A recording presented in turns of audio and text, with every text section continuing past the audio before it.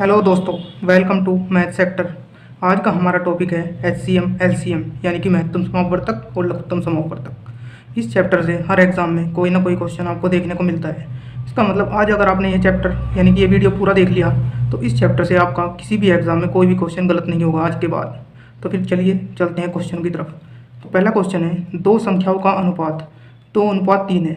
इन संख्याओं का HCF व LCM का गुणनफल 33,750 है। तो दोनों संख्याओं का योग क्या होगा। तो इसमें हमें पूछा है दोनों संख्याओं का योग, और दोनों संख्याओं का रेशो दिया हुआ है 2:3, यानी कि रेशो का योग कितना हो जाएगा 5। अब रेशो का योग हो जाएगा 5, तो इसका मतलब ये है कि वो संख्या 5 से पूरी पूरी कट जानी चाहिए। जो ऑप्शन इसमें 5 से पूरा पूरा कटेगा वही इसका आंसर होगा। तो देखते हैं पहला क्वेश्चन। पहले क्वेश्चन में है, लास्ट में है 7, और 5 से कटने का नियम ये कहता है कि जिस संख्या के बाद में 0 या 5 होगा वही संख्या 5 से पूरी पूरी विभाजित होगी। तो इस संख्या के लास्ट में है 7, तो ये संख्या 7 से पूरी पूरी 5 से पूरी पूरी नहीं कटेगी। तो इसका मतलब ऑप्शन नंबर ए नहीं होगा। ऑप्शन नंबर बी, इसमें है 5, तो ये कट सकती है। अब देखते हैं ऑप्शन नंबर सी, इसमें है 7, तो ये भी 5 से पूरी पूरी नहीं कटेगी। इसका मतलब सी भी आंसर नहीं होगा। ऑप्शन नंबर डी 487, इसमें भी लास्ट में है 7, तो ये भी 5 से नहीं कटेगी। इसका मतलब 5 से सिर्फ एक ही ऑप्शन है जो पूरा पूरा कटेगा, ऑप्शन नंबर बी। तो इन दोनों संख्याओं का योग होगा 375। तो फिर देख लेते हैं दोस्तों अगला क्वेश्चन। नेक्स्ट क्वेश्चन, दो संख्याओं के HCF व LCM को क्रमशः 44 तथा 264 है। पहली संख्या को 2 से भाग देने पर भागफल 44 प्राप्त होता है, तो दूसरी संख्या ज्ञात कीजिए। दोस्तों क्वेश्चन में थोड़ा सा डिफिकल्ट लैंग्वेज दी हुई है, तो आप घबराइए मत। इसको भी हम ऑप्शन से बिना पेन और पेपर के हल करेंगे।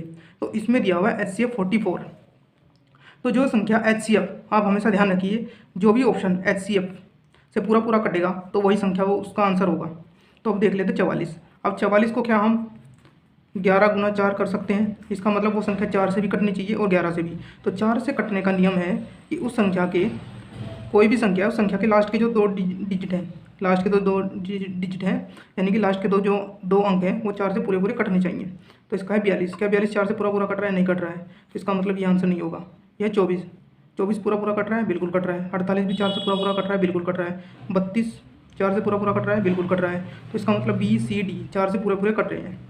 आप देख लेते क्या 11 से बी पूरा पूरा कट रहा है। 11 एकम 11 बच गए कितने 14, तो ये भी नहीं कट रहा। तो ऑप्शन नंबर बी इसका आंसर नहीं होगा। 148, क्या 148 11 से पूरा पूरा कट रहा है? नहीं कट रहा है, तो ऑप्शन नंबर सी भी इसका आंसर नहीं होगा। ऑप्शन नंबर डी 11 से पूरा पूरा कट रहा है, बिल्कुल कट रहा है, तो इसका आंसर होगा ऑप्शन नंबर डी, यानी कि 132। तो देखा दोस्तों कितनी आसानी से हमने इस डिफिकल्ट क्वेश्चन को भी सॉल्व कर लिया, वो भी ऑप्शन की सहायता से। और हाँ, अगर आपको हमारे द्वारा दी गई है ट्रिक पसंद आ रही है तो हमारे चैनल को सब्सक्राइब करें और इस वीडियो को ज़्यादा से ज़्यादा शेयर करना न भूलें। तो चलिए चलते हैं नेक्स्ट क्वेश्चन की तरफ। नेक्स्ट क्वेश्चन, किसी संख्या का LCM 1025 व HCF 25 है। यदि पहली संख्या x व दूसरी संख्या 625 है तो x का मान ज्ञात कीजिए। अब देखो इसमें HCF और LCM दिए हुए हैं और एक दी हुई पहली संख्या। तो इसका एक फॉर्मूला होता है, इसका फॉर्मूला होता है LCM into HCF equal to first number multiply second number, यानी कि दूसरी संख्या। जब हम HCM और LCM को गुना करेंगे तो इसमें 1025 की 25 में गुना करेंगे तो लास्ट का जो यूनिट डिजिट है वो आएगा 5। तो इसका मतलब जो इसका लास्ट डिजिट 5 आएगा तो इनका भी लास्ट डिजिट 5 आना चाहिए। तो इसमें जो है दूसरी संख्या दी हुई है 625, तो 625 में हम कौन से ऑप्शन की गुना करेंगे जिसके लास्ट में 5 आ जाएगा। अगर हम इसमें करेंगे तो 8 पंजे 40 जीरो आएगा, तो ऑप्शन नंबर ए नहीं होगा। 5 अंक 30, इसमें भी जीरो आएगा, तो ये भी नहीं होगा। ऑप्शन नंबर सी 5 एकम 5, इसमें 5 आ रहा है तो ये हो सकता है। और 5 अट्ठे 40, इसमें भी जीरो आ रहा है तो ये भी नहीं होगा। तो इसका आंसर हो जाएगा ऑप्शन नंबर सी 41, यानी कि x का मान है 41, x इक्वल टू 41। तो फिर चलिए चलते हैं नेक्स्ट क्वेश्चन। नेक्स्ट क्वेश्चन, दो अंकीय संख्याओं का HCF व LCM क्रम से 16 व 480 है, तो वह संख्या कौन सी होगी। इसका मतलब जो भी ऑप्शन 16 से पूरा पूरा कटेगा वही इसका आंसर होगा। तो 16 से देखते हैं, 16 से 48, लेकिन 40 नहीं कट रहा है तो ये नहीं होगा। 16 से 60 नहीं कट रहा है, 72 नहीं कट रहा है तो ये भी नहीं होगा। 16 से 64 कट रहा है लेकिन 40 नहीं कट रहा है तो ये भी नहीं होगा। 16 से 80 और 96 दोनों कट रहे हैं, तो इसका मतलब ऑप्शन नंबर डी इसका सही आंसर होगा। तो देखा दोस्तों HCF और LCM के कितने आसानी से हम सवालों को हल करते जा रहे हैं। तो इसका इसलिए अगर आपको ये ट्रिक पसंद आ रही है तो जल्दी से ज़्यादा लोगों तक शेयर कीजिए ताकि सभी लोग इसका लाभ उठा सकें। तो चलिए चलते हैं नेक्स्ट क्वेश्चन। यदि दो संख्याओं का अनुपात 3:4 है और उनका HCF 4 है, तो उनका एलसीएम क्या होगा, तो फिर वही है HCF 4 है, यानी कि जो ऑप्शन 4 से पूरा पूरा कटेगा वही इसका आंसर होगा। क्या 4 से 9 कटता है, नहीं कटता है, तो ये भी इसका आंसर नहीं होगा। क्या 4 से 17 कटता है, नहीं कटता है, तो बी भी नहीं होगा। क्या 26 4 से पूरा पूरा कटता है, नहीं कटता है, तो 26 भी इसका आंसर नहीं होगा। Option number D 48। क्या 48 4 से पूरा पूरा कटता है, बिल्कुल कटता है, तो इसका आंसर हो जाएगा ऑप्शन नंबर डी 48, यानी कि उनका जो एलसीएम होगा वो होगा 48। उन दोनों संख्याओं का एलसीएम क्या होगा, 48। तो चलिए चलते हैं अपने नेक्स्ट क्वेश्चन की तरफ।